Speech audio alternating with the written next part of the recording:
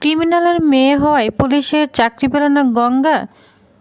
Happy birthday 70 দেখা যাবে আজকের পর্বে। বিস্তারিত জানতে ভিডিওতে একটি লাইক দিয়ে চ্যানেলটি সাবস্ক্রাইব করে সম্পূর্ণ ভিডিওটি দেখতে থাকুন। গল্পের শুরুতে আমরা দেখতে পাবো চ্যাটার্জির বাড়িতে বহু বছর পর আবার রথযাত্রার আয়োজন করা হয়েছে।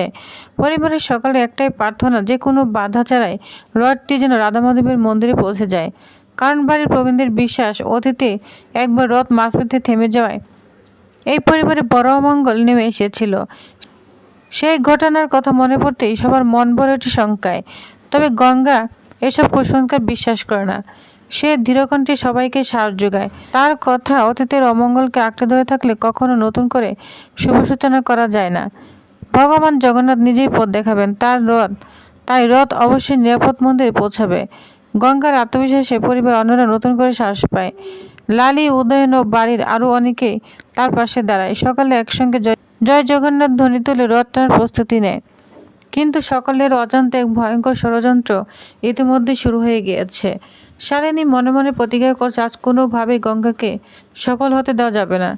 সে আগে থেকে রথের একটি চাকায় লাগানো স্ক্রু আলগা করে রেখেছে। তার পরিকল্পনা খুবই ভয়ঙ্কর। রথ যখন কোনো গর্তে পড়বে তখন চাকাটি খুলে যাবে, আর সেই দুর্ঘটনায় সমস্ত দোষ চাপানো হবে গঙ্গার উপর।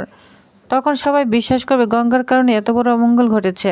বাইরে তখন ভক্তদের জয়ধ্বনিতে মুখর চারিদিক। সবাই ভগবানের নাম নিতে নিতে রথ টানছে। প্রথমে সবকিছু স্বাভাবিক এগোতে থাকে। এতে শালিনীর সঙ্গীরাও কিছুটা উদ্বিগ্ন হয়ে পড়ে। তারা ভাবতে শুরু করে, তবে কি পরিকল্পনা ব্যর্থ হয়ে যাবে? কিন্তু শালিনী আত্মবিশ্বাসের সঙ্গে বলে, একটা অপেক্ষা করলেই আসল ঘটনা ঘটবে। রথ ধীরে ধীরে সামনে এগোতে থাকে। পরিবারের সবাই আনন্দে মেতে উঠেছে। কেউ কেউ বলতে শুরু করে, এত ভয় পাওয়ার কোনো কারণে ছিল না। গঙ্গার উদ্দিকে আবার এই ঐতিহ্য ফিরে এসেছে। কিন্তু শালিনী তখনও হাল ছাড়ে না। সে সবার সামনে একরকম চ্যালেঞ্জ ছুড়ে দেয়। তার দাবি, এই রথ কোনোদিন রাধা মাধবের মন্দিরে পৌঁছাতে পারবে না। আর যদি না পারে তাহলে গঙ্গাকে বাড়ি ছেড়ে চলে যেতে হবে। এমনকি গঙ্গা পাশে যারা দাঁড়িয়েছে তারাও রেহাই পাবে না। যা শুনে গঙ্গা একদম ভেঙে পড়ে না। সে জানে সত্যের শক্তি সবচেয়ে বড়। তাই কোনো তর্কে না গিয়ে শুধু রথের ধরে শক্ত করে ধরে সামনে এগিয়ে যেতে হবে। হঠাৎ করে আশঙ্কার সেই মুহূর্ত উপস্থিত হয়। রথটি সামান্য হেলে পড়ে। সবাই চমকে ওঠে। কয়েকজন ছুটে গিয়ে দেখে রথের একটি চাকা সত্যি ঢিলে হয়ে গিয়েছে। আর একটু হলে জগন্নাথের মূর্তি নিচে পড়ে ভয়াবহ দুর্ঘটনা হয়ে যেত। ঘটনাটি ঘটতে বাড়ি কয়েকজন গঙ্গার উপর দোষ চাপাতে শুরু করে। তারা বলে, বহু বছর পর রথ বের করার সিদ্ধান্ত ছিল ভুল। গঙ্গার জেদের কাছে আজ এই অমঙ্গল ঘটেছে। কেউ কেউ সরাসরি দাবি দিলে গঙ্গাকে এখন এই বাড়ি থেকে বের করে দেওয়া উচিত। কিন্তু গঙ্গার পাশে দৃঢ়ভাবে দাঁড়িয়েছে অর্জুন। সে সবাইকে থামিয়ে বলে, এখন দোষারোপ করার সময় নয়। সবচেয়ে গুরুত্বপূর্ণ হলো জগন্নাথ দেবকে নিরাপদে রাধা মাধবের মন্দিরে পৌঁছে দেওয়া। প্রয়োজনে তারা সবাই মিলে রথকে ধরে রাখবে, ঠেলে নিয়ে যাবে, দরকার হলে নতুন করে চাকা লাগাবে, কিন্তু কোনোভাবে রথযাত্রা শেষ হতে দিবে না। অর্জুনের দৃঢ় সিদ্ধান্তে আবারও গঙ্গা নতুন আশা পায়। গঙ্গা বুঝতে পারে এই লড়াই এখন শুধু নিজের নয়, পুরো পরিবারের সম্মান ও আত্মবিশ্বাসী। অর্জুনের কথায় সবাই আবার শ্বাস ফিরে পায়। কেউ রথটিকে ধরে রাখে, কেউ চাকাটি পরীক্ষা করতে শুরু করে। চারিদিকে উত্তেজনা ছড়িয়ে পড়লেও গঙ্গা এক মুহূর্তের জন্য ভেঙে পড়ে না। সে সবাইকে শান্ত থাকতে বলে এবং মনে করিয়ে দেয়, আজকের দিনটি কোনো ঝগড়া বা দোষারোপের নয়। আজ জগন্নাথ দেবকে নিরাপদে রাধা মন্দিরের মন্দিরে পৌঁছে দেয় সবচেয়ে বড় দায়িত্ব। অন্যদিকে শালিনী ভিতরে ভিতরে অস্থির হয়ে ওঠে। তার পরিকল্পনা অনুযায়ী দুর্ঘটনা ঘটলেও গঙ্গাকে কেউ দোষী করে না, বরং সবাই তাকে বাঁচানোর জন্য একসঙ্গে কাজ করছে। এর সে আরও বিরক্ত হয়ে ওঠে। সে মনে মনে ভাবে, এত কিছুর পরেও যদি গঙ্গা সফল হয়ে যায় তাহলে তাকে কেউ হারাতে পারবে না। এদিকে সবাই মিলে অস্থায়ীভাবে রথের চাকাটি ঠিক করার চেষ্টা করে। অর্জুন নিজের কাঁধ দিয়ে রথটিকে ধরে রাখে যাতে সেটি আর হেলে না পড়ে। অন্যরাও তার সঙ্গে হাত লাগায়। অনেক কষ্টের পর অবশেষে চাকাটি আবার ঠিকমতো বসানো হয়। এরপর সবাই এবার একসঙ্গে জয় জগন্নাথ ধ্বনি দিয়ে রথ টানতে শুরু করে। রথ আবার ধীরে ধীরে সামনে এগোতে থাকে। এবার আর কোনো বাধা আসে না। দীর্ঘ অপেক্ষার পর অবশেষে রথ নিরাপদে রাধা মাধবের মন্দিরে পৌঁছে যায়। মুহূর্তের মধ্যে চারদিকে আনন্দধ্বনি ছড়িয়ে পড়ে। সবাই ভগবানের কাছে কৃতজ্ঞতা জানায়। যারা কিছুক্ষণ আগে অমঙ্গল ভয়ে কাঁপছিল তারা এখন স্বস্তির নিঃশ্বাস ফেলে। গঙ্গার দিকে তাকে বাড়ির অনেকে স্বীকার করে তারা সাহস আর দৃঢ়তার কারণেই এত বড় কাজ সফল হয়েছে। বাড়ির প্রবীণরাও বলে, বহু বছর পর আবার এই ঐতিহ্য ফিরে এসেছে শুধুমাত্র গঙ্গার জন্য। তাদের বিশ্বাস আজকের রথযাত্রা শুধু একটি উৎসব নয়, বরং এই পরিবারের নতুন শুরুর প্রতীক। তবে শালিনী সবকিছু মেনে নিতে পারে না। তার মনে বারবার প্রশ্ন জাগতে থাকে কিভাবে তার পরিকল্পনা ব্যর্থ হয়ে গেল। ঠিক সেই সময় উদয়ন একটা জিনিস দেখাতে থাকে যা রথের কাছে পাওয়া গিয়েছে। সেটি দেখে সন্দেহ আরো গভীর হয়। উদয় বুঝতে পারে রথের জায়গা নিজে থেকে ডিলে হয়নি, এর পিছনে নিশ্চয়ই কারো পরিকল্পিত ষড়যন্ত্র রয়েছে। কথার এক পর্যায়ে শালিনীকে ঘিরে সন্দেহ আরো বাড়তে থাকে। যদি সে নিজেকে সামলাতে চেষ্টা করে, তবু তার অস্বাভাবিক আচরণ অনেকের চোখ এড়ায় না। অর্জুন মনে মনে ঠিক করে এই ঘটনায় প্রকৃত সত্য সে একদিন অবশ্যই সামনে নিয়ে আসবে। রথযাত্রার সব আনুষ্ঠানিকতা শেষ হওয়ার পর গঙ্গাকে আরতি করার দায়িত্ব দেওয়া হয়। প্রথমে সে কিছুটা ইতস্তত করলেও পরিবারের সবাই তাকে উৎসাহ দেয়। গঙ্গা ভক্তি ভরে জগন্নাথ দেবের আরতি সম্পন্ন করে।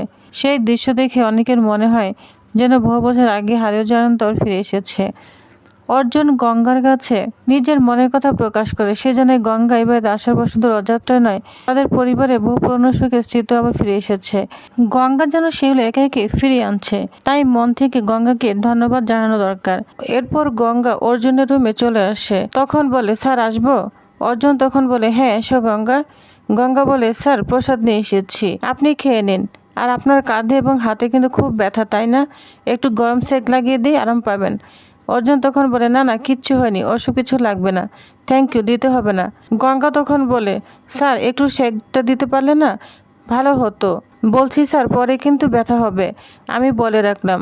ওই রথটা রাধামাধব মন্দিরে চত্বরে নিয়ে যার জন্য আপনি যা করলেন, তা না হলে বড় ম্যাডাম আমাকে একদম শেষ করে দিত। মানে বড় ম্যাডাম খুব রেগে গিয়েছিলেন এত বছর পর রথযাত্রা উৎসব হচ্ছে বলে। কেন যে ভালো ভালো উৎসবগুলো উনি বন্ধ করে দিতে চান? মানে এই রথযাত্রা উৎসব, তারপরে আপনার জন্মদিনের উৎসব।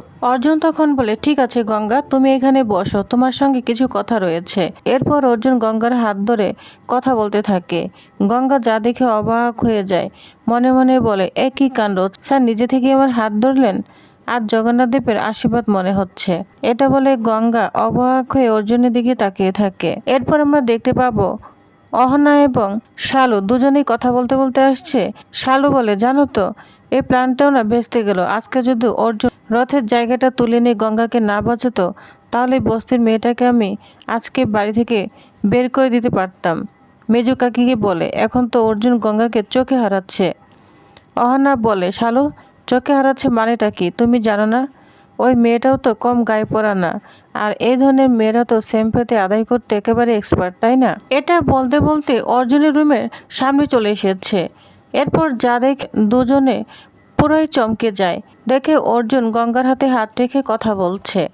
অর্জুন বলছে, গঙ্গা তুমি বলো না, তোমার জন্য আমি অনেক কিছু করেছি, তোমার পরীক্ষায় পাশ করতে সাহায্য করেছি, তোমায় কম্পিটিশন জিতে হেল্প করেছি, এটাই তো বলো, তাই না গঙ্গা? তখন গঙ্গা বলে, হ্যাঁ স্যার সত্যিই তো। সেটা যেমন সত্যি, ঠিক সেরকম এটাও সত্যি যে তুমিও আমার জন্য অনেক কিছুই করেছো গঙ্গা, যেটা হয়তো তুমি নিজেও জানো না।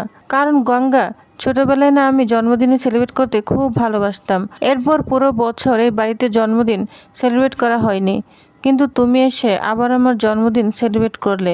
এরপর জানো তো, খুব ধুমধাম করে রথযাত্রা করতো, প্রায় সবাইকে নিয়ে একসঙ্গে রথের দড়ি টানতাম, খাওয়া দাওয়া, খুব আনন্দ হতো।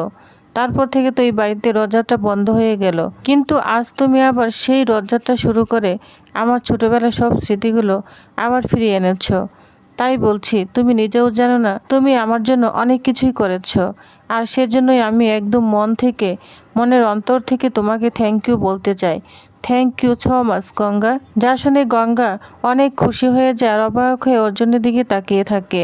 এরপর আমরা দেখতে পাবো গঙ্গা তার মাকে বলছে, আমার মনে হয় কালকে আমার চাকরিটা হয়ে যাবে। এরপর অর্জুন বলে, হ্যাঁ আপনিও আমাদের সঙ্গে আমাদের বাড়িতে যাবেন। আরে কালকে গঙ্গার জীবনে এত বড় একটা দিন, চাকরি পেতে চলেছে, সেই চাকরি চিঠি সবার আগে আপনি নিজের হাতে খুলবেন। যা শুনে গঙ্গা মনে মনে বলে, মানুষটা সবার থেকেই আলাদা, আমার মাকে কেমন সম্মান দিচ্ছে। এরপর পুলিশ ডিপার্টমেন্ট থেকে বড় অফিসার বলে, গঙ্গাকে পুলিশ ডিপার্টমেন্টে চাকরি দেওয়াটা আমাদের পক্ষে সম্ভব নয়, কারণ গঙ্গার বাবা সনাতন পাল নয়, ও আসলে তারেক মাস্তানের মেয়ে। তখন জেঠু বলে, তারেক মাস্তান মানে ওই 90 TGS নোটোরিয়াস ক্রিমিনাল, যার নামে 19টা মার্ডার কেসে চার্জ ছিল।